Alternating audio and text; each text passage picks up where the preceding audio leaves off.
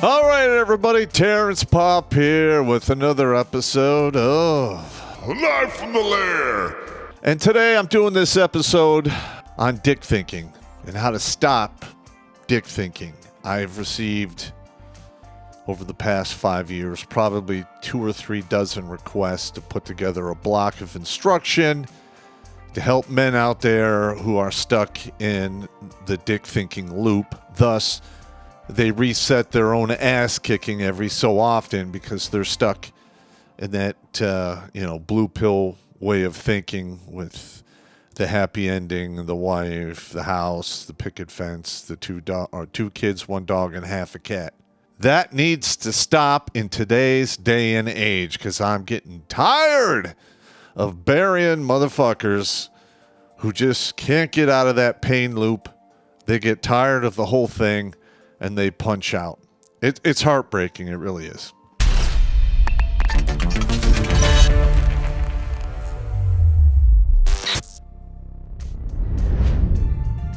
Number 1, if there is a glut of very good-looking women that you possibly could be interested in, think long and hard before you take that job. Women who score high on the sexual market value scale are horrific when it comes to entitlement. Now, in their 20s, they're gonna flat out reject you, which is what you want, especially in the office. They're still in their prime. They don't want to date a lowly coworker. They want to go for the CEO.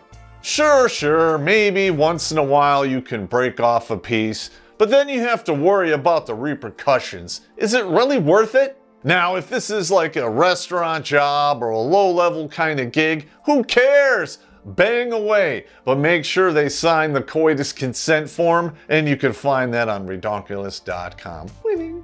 No one is making a career at Ellen's Ham Cafe, even though that sounds pretty funny. But you're in an office. Them and you are there for a career. So I'm going to say this one universal truth that you all should know already, and you've probably heard it. Do not fish off the company dock, even if and especially because it rhymes with cock. And that entitlement that those 20-somethings have is going to work in your favor. After 30, that sense of entitlement gives away and it turns into resentment and bitterness. If these ladies have not landed that high-quality man. At that point, they double down on their career and become jealous of anyone who threatens their position. And if you're a dude who is at mid to high level in value, she's going to put a target on your back. I have seen this 100 times working in the military and in real estate and finance in my life. So if you think you're going to have some kind of innocent, light conversation in the break room around the water cooler, you're out of your goddamn mind. Redonkulas.com Productions presents The Working Man's Survival Guide in the Woke Era. 97 hilarious minutes of job security and risk management designed to help men keep their jobs and their heads in the insane world of office politics. Available on July 4th for $100. Paid supporters on GiveSendBro, Locals, and Subscribestar will save $20. Mark your calendars and go to work.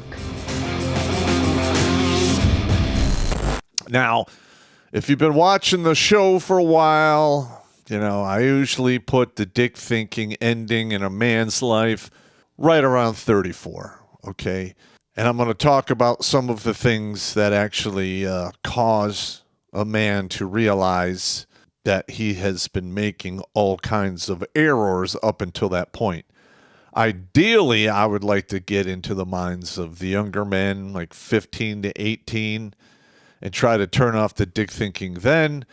Because let's face it, most of the people out there who are paying child support and going through all of this crazy stuff, they made those mistakes between the ages of like 17 and 26, 27, because they were dick thinking. They didn't think it through. The little head took control. That's not a very big organ to be making lifelong decisions and has a hole on the top. That's where all the bad decisions come out. And if you ever wondered where the saying, I need that like a hole in the head, there you go. All right, so I put right around 34 plus or minus 3 years. Now, there are individuals who never get out of the dick thinking, and they'll get married multiple times and divorced, and they're oblivious to the fact that they're stuck in a pain loop. They're resetting their own ass kicking, and it's costing them half of their assets and value every time it happens to them. I call it the rule of halves, because that's what happens when you go in divorce court. Half your shit's gone. That is financially very painful for a lot of dudes. Most of the time, it wakes them up. So what happens at 30, 4 years plus or minus 3? The money costs, the divorce, they feel a lot of pain. Because look, loss of resources and money is painful, and having your heart ripped out through your asshole and your children's excommunicated from you is incredibly painful, because it's happened to me. And pain, well, let's just say that's the ultimate forge. And if you experience enough pain, it will change you to the good or bad. It's up to you what it does. How do you wake the young up to the dick thinking? You're going to have to either artificially introduce some pain to them so they understand exactly what's going on. Now, I've talked to younger men, in the military for a long time. They show up at 18. Literally, when you speak to them, you can see it in their faces. It is going in one ear and out the other. And they don't really start to pay attention until they get the first couple ass kickings. And then they start to wisen up. All right, now, this is really common in the ghettos out there, and it doesn't matter what race you are. Granted, most of them don't have male role models, but what they do experience is a lot of pain, meaning they grow up poor. Listen, I grew up poor and it sucked. There's a lot of pain there. They have lack of role models, lack of resources, and they experience a lot of hardships firsthand. And when they do that, you come to realize the value of what you have. So when they take it away, it hurts more. So you try to avoid that. All right. Now, I'm not going to say this is a universal rule across all ghettos, but from my experience, it is a majority of the young men out there, once they get around 14, 15 years old, understand the game, understand money, understand resources and how expensive they are, and they're not to be squandered. All right, now, I could be wrong there. This is just my opinion, but hey, what does an old grunt know anyway? The youngers need to be introduced to the pain. There's a lot of young men out there living in their parents' basement who get an allowance, or they have to work just menial jobs for minimum amount of money, and they really don't have to put in much more effort because the room and board is covered, and all they really do is pick up odds and ends here and there. New Xbox, new computer, video card, what have you. All right. So they have a warped sense of how the real world works, and thus they get caught dick thinking. There's a reason a large majority of Antifa out there are middle-class white kids who don't know any better. There's a reason why there's a lot of these camouflage male feminists hanging out in that camp as well. It is what it is. They literally don't understand, truly understand the costs of what's involved here. Because once they experience the pain and realize the costs, there's a really good chance they'll stop dick thinking. They need to hear of the experiences from other men. Especially, now listen, I'm 54. Most of the stuff I talk about, I'm going to be honest, the guys, 25 years old and below, it's not really going to hit them properly because I'm not in their age bracket. They need to hear the truth from people in their age bracket, exactly what's happening to them. I.e., 22 years old, You get hammered with child support. You can no longer go to college. It's stories like that that go a long way to waking up the mindset of the youth out there so they could stop dick thinking. All right, now here's an example. These numbers are just estimates. All right, I really didn't look up a lot of the studies on here, and some of these costs might be off because of inflation and, reasons. All right, when you were young and you went out on a date, say you're 16, you got your driver's license, you're taking the family car. The rule is you return the car with the gas tank topped off. So you're like $20 in the hole for gas, there and back, just to, top off the tank. Movie tickets, listen, they're expensive now. I put $20 in there for two. That doesn't even include, popcorn, food, or drinks in the actual theater. And then you have restaurant, which is $50 to $100 for food. So maximum, you're a young kid, you're in $140, and your reward on said date is 15 to 30 seconds of oh baby. All right, when you're that young, that seems like a pretty good deal. Truly it does. But as you get older, the costs go up. And you will notice this from the age of 18 to roughly 30. You're literally going through life in a dick fog. You're literally, what goes through your mind is, I'm getting paid on Friday. I'm going to go hunt some choach on the weekend. It's going to be great. Is that wrong? I would say in today's day and age, yes. When I was younger, did I think like that? Yes, I did, because I didn't know any better. Yeah, granted, I grew up poor. I was raised in a single mother house. I had no male role models. I literally walked out of high school with a completely wrong idea of what women want, need, how to keep them around, all of that. It was all just a feminist lie. And I literally got my ass kicked virtually the entire time I was out there in blue pill land. Up to and including my divorce. All right, because after my divorce was final and I lost my kids and I was homeless, I was still blue pill thinking.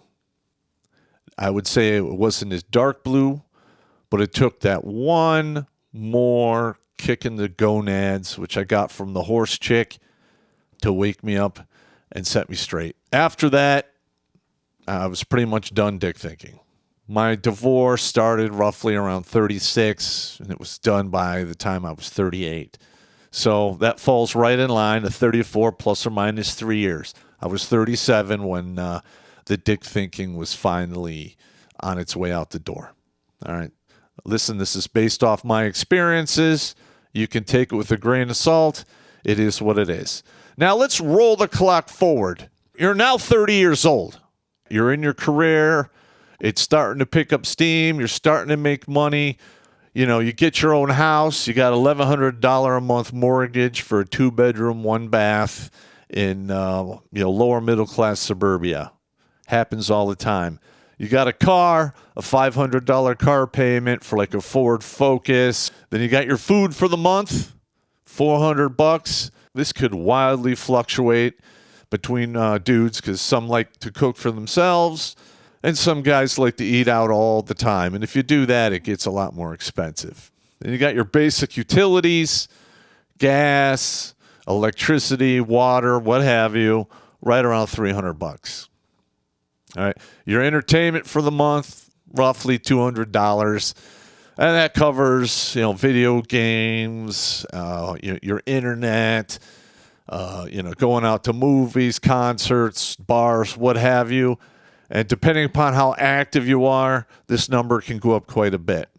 So you're $2,200 in the hole every month.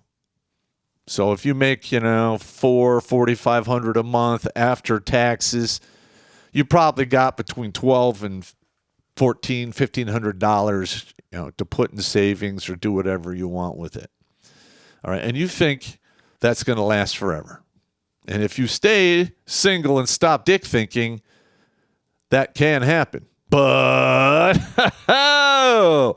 You got to bring a woman into the picture, right? So she shows up. You go out with her because she's different. She's good people. She loves me. And you invite her to live with you, which is a big mistake. All right. Now, it's a 2-bedroom, 1-bath house that you're only paying $1,100 for. You got to upgrade now because there's 2 of you. So guess what? That number can go up by 50%, sometimes even double, because this woman wants that to happen because you need more room. And if you want to have a family, we've got to have extra room. Listen, I've heard it all. So you need the bigger house. Bigger houses, well, bigger means bigger problems, bigger bills, bigger frustrations. All right, there's a cost to all of that. I didn't break it down. But anyone out there who has ever been married and lived in a bigger house knows exactly what I'm talking about. You know, every now and again, you have to fix the roof, fix the siding, paint something, tear something out, have a plumber come in, electrician, work on the gas, what have you. All right? And you'll have to get a second car. I know lots of guys who are still married in the blue-pilled world who buy a new car, will give it to their wife, and then take her old car and drive that one because they understand just how expensive it is to have 2 new cars. And they will have to do that pretty much every 3 to 5 years. Because the women of today, if they're not keeping up with the Joneses and Jamal, guess what's going to happen? They're going to give you the magic words, "I'm not happy," and walk off with half your shit after the financial exorcist, who we call judges, takes you for all the money. Then you got to double your entertainment costs because there's 2 of you now. And in my experience and the experience of talking with thousands of guys over the past decade and a half, the type of entertainment goes up astronomically, i.e. vacations. All right, you got flight costs and hotel costs, rental car costs, you know, boat charters, concert tickets, you know, buying wine at Vinland's and stuff like that. You know, wineries, that's incredibly expensive. All right. And finally, you deal with the heartache and the pain of having somebody under your roof living with you. And that could be very expensive. She could call the cops. You get arrested. You got to pay 20 to 30 G's in, legal bills and expenses to get out from underneath that horse shit. All right. And finally, you have insurance. So you have to get, a second car. You got to insure them both. So your insurance premiums, for the most part, will double. And you have to do all of this with a woman who will look you in the face and say, "Your money is our money and my money is my money." That causes a lot of frustration and pain in a man's eyes. And he starts waking up right around 30-ish, 32. And after he's been beat down a lot and he's seeing his savings not really moving anywhere and his, debts going up, he will wake up at some point. And he'll get to the point where he thinks, you know what? It's the 15 to 30 seconds of "oh baby" once a week or twice a month, because that's pretty much the average of how it goes after you've been, with a woman 3 years or more. Is it worth the costs? So they start asking the questions like, those are some nice titties, but what about this deductible? You banged up the bumper. That has to happen. So we have to figure out a way to move this frustration and pain here for adults who are 30 plus and push it on the youth so they understand exactly what's going on. For instance, you have a 16-year-old son. Say he's working at some, burger flipping joint making $15, dollars an hour. Well, you're his parents. You take that money, you put it in a bank account. And every time he starts doing stupid shit especially when it involves the opposite sex, you penalize him. No more allowance, no more of that shit. He's got to feel the financial pain. So in his mind, he will make that deduction. Hey, is the 15 to 30 seconds of oh baby worth all of this bullshit? For instance, the girl comes over to the house. Well, food ain't free. $50. Is he going to be pissed at you because you're his parents doing that to him? Of course he will. But as a parent, you got to be short-term mean to be long-term nice. And I can guarantee you, when they get around 28 to 38, they will thank you for what you did for them. You make them feel the pain. All right, here's another case in point. And my buddy's father did this.